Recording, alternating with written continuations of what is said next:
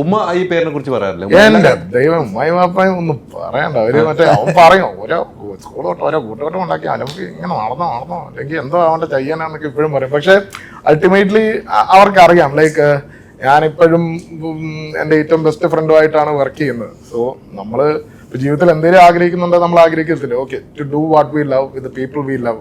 അതാണ് ഞാൻ ഇപ്പോഴും ചെയ്തുകൊണ്ടിരിക്കുന്നത്. എൻ്റെ ബോയ്സ് കൊച്ചിലായിട്ടുള്ളവന്മാർ, പിന്നെ കൊച്ചിലായിട്ട ഗ്യാങ്ങിൻ്റെ പേര്. ആൻഡ് അന്ന് ഭയങ്കര ആമച്ചറിഷായി തുടങ്ങിയ പരിപാടി ഇപ്പം നമ്മളൊരു ഹോപ്പ്ഫുള്ളി ഈ വർഷം ഒരു സിനിമയുടെ പരിപാടി ഇങ്ങനെ സെറ്റ് ആകുന്ന വരെ എത്തി. So I am proud of the growth. ഇങ്ങനെ തന്നെ മുന്നോട്ട് പോട്ടെ. യെസ്. അപ്പൊ ഇനി അടുത്ത സ്ക്രിപ്റ്റൊക്കെ തീർന്ന് ഡയറക്ഷനിലേക്ക് വരട്ടെ. തീർച്ചയായിട്ടും. കഥയുടെ പേരിൽ ലാസ്റ്റ് അലമ്പൻ എന്നും കൂടെ അത് നമ്മള് അതിപ്പോ സ്റ്റിൽ അണ്ടർ ഡിസ്പ്യൂട്ട് ആണ്. കാരണം പടമൊക്കെ ചെയ്ത അവസാനം ബൈ അലമൻസ് ഒക്കെ നിങ്ങൾ കാണും.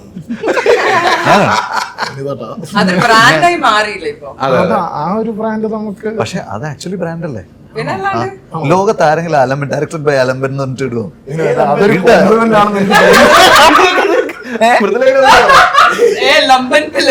അതെ, ലംബൻ എന്നൊക്കെ ഈ ഞങ്ങൾ ഈ ഒരു ഫോർമുല ആലോചിച്ച് ഈ ലംബൻ പേര് സ്പ്ലിറ്റ് ചെയ്യുന്ന പരിപാടി. ഞാൻ പെട്ടെന്ന് ഒരു കഥ പറയാം. പണ്ട് ഞാൻ പഠിച്ച ഒരു മുസ്ലിം കോളേജിലാണ്. സോ ഈ മുസ്ലിം കോളേജ് ഉച്ചക്ക് വെള്ളിയാഴ്ച നേരത്തെ വിടും, എന്തിനാ നിസ്കരിക്കാൻ പോകണമല്ലോ. അപ്പൊ ഞാൻ ഈ അമൽ എന്ന് പറഞ്ഞാൽ അമൽ എന്ന പേരാണ് മലയാളത്തിലെ ഏറ്റവും പേരാണ് അമൽ.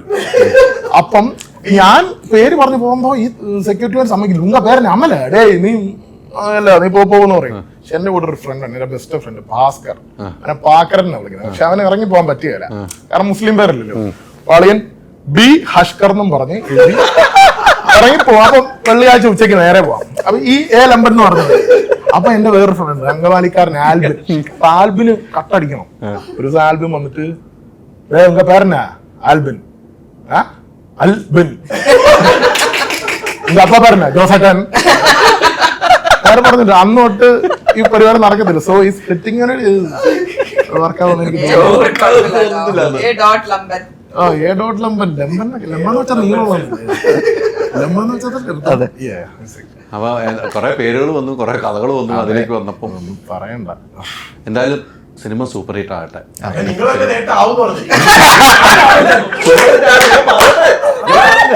സിനിമ സൂപ്പർ ഹിറ്റ് ആകട്ടെ. ഞാൻ എന്റെ വാക്കുകൊണ്ട് എന്റെ നാവുകൊണ്ട് പറഞ്ഞു സൂപ്പർ ഹിറ്റാണ് സിനിമ. ഇനി പ്രേക്ഷകർ സിനിമ സൂപ്പർ ഹിറ്റ് ആകണം.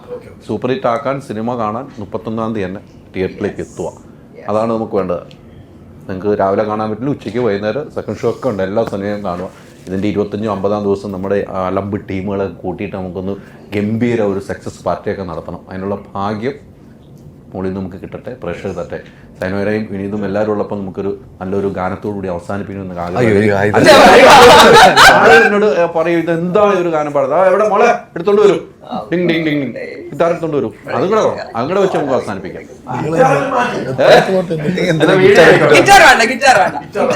അതാണല്ലേ കോപ്പറേറ്റിന്റെ വിഷയമില്ല, എനിക്ക് അതാ നല്ലത്. അല്ലെങ്കിൽ കോപ്പറേറ്റ് വരും. കസവിന്റെ തട്ടമിട്ട് വെള്ളിയരഞ്ഞാണമിട്ട് പൊന്നിന്റെ കൊലുസുമിട്ടൊരു മൊഞ്ചത്തി കൂന്താലി പുഴയൊരു വമ്പത്തി ഇവളുടെ മുന്നും പിന്നും കണ്ടു കൊതിച്ചവർ മിന്നും മെഹറും കൊണ്ടു നടന്നവർ കൂനിക്കോടി താടി വളർത്തി കയറൂരി പാഞ്ഞു കന്നി പഹയത്തി കൂന്താലി പുഴയൊരു വമ്പത്തി.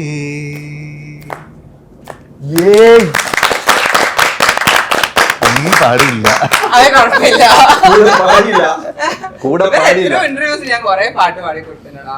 Ultra modern kitchen devices. ഒരു കിച്ചണിൽ വേണ്ട എല്ലാ ലേറ്റസ്റ്റ് ബ്രാൻഡുകളും ഇവിടെയുണ്ട്. ലോകോത്തര ബ്രാൻഡുകൾ, original products, wide range. MyG future.